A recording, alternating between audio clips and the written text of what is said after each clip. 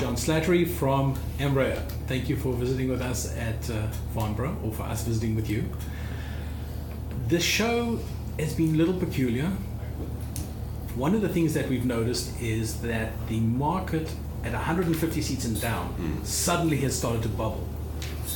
This is something that I think you and your competitor have been talking about for a while, right-sizing as opposed to upsizing. I know that your team has been talking about right-sizing for a while. What do you think is going on? Well, we believed that there was an element of pent-up demand, certainly over the last 6-12 months, that a lot of it materialized yesterday in the announcements that we were fortunate enough to be able to deliver to the marketplace. But you know, Addison, what's interesting is I would describe yesterday as Act 1, and Act 2 is going to play out in the second semester of 2018. So there really is pent-up demand. What was interesting yesterday for Embraer was the breadth and depth of the orders that we made. But in addition to that, we're still selling a lot of E1s. That E1 is still selling, and of course we have the hybrid production line down in Brazil, so we can continue to produce that aircraft as long as it's demanded. But now I believe that the story in the second semester, Act 2, will probably have a lot more E2s, and maybe at the larger end of the E2s, that E190 and that E195 E2. So we're very excited, and my team and I are going to work our butts off to deliver for the customers. Do you think that the emergence of the super duopoly, I know you've teased me a lot about the term of duopoly, and the small duopoly, you always said there never was one, although we like to use the term. We now have a super duopoly. How's that going to play into the world, the commercial aviation world? Well, look, I mean, my responsibility is to think about the space that we're in, and the space we're in is from sort of 70 to 150 seats. And my commitment to our board is that we would be the market leader in that space, which we are today. We have no overlap in our product portfolio with Boeing, for example, or Airbus, for that matter. So my focus is on the 150 seat segment and just delivering for that segment. So the fact that there's no overlap with Boeing and Airbus, I think, is very important in this conversation that we're having with them. But I'm not sure I agree with the concept of a super duopoly.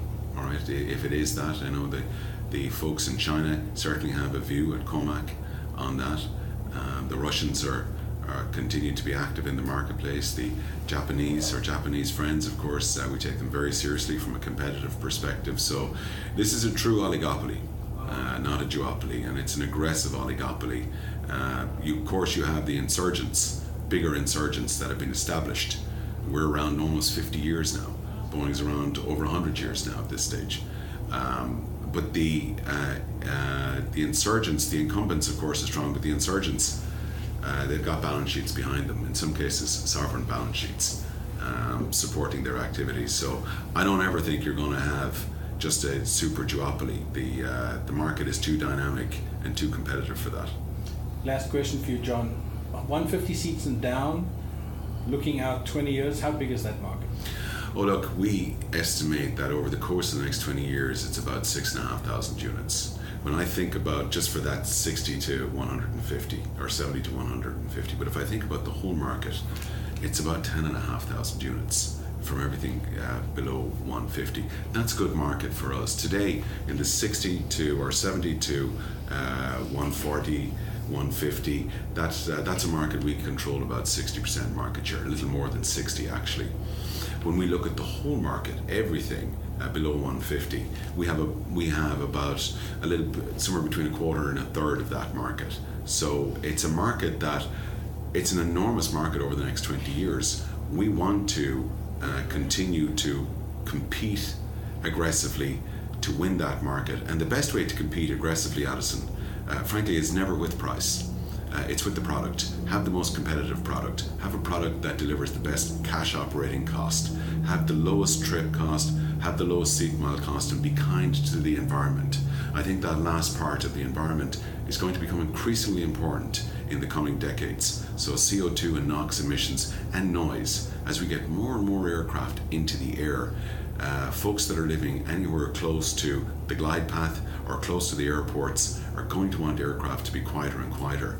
And yesterday I was very proud to see the 190 E2 fly at Farnborough for the second time, because as you recall, we brought it here 2 years ago, a matter of days after we first flew the aircraft. But it was amazing how quiet that aircraft was when it was flying around. So look, we live for the challenge at Embraer, and plenty of challenges ahead, and we're up for them.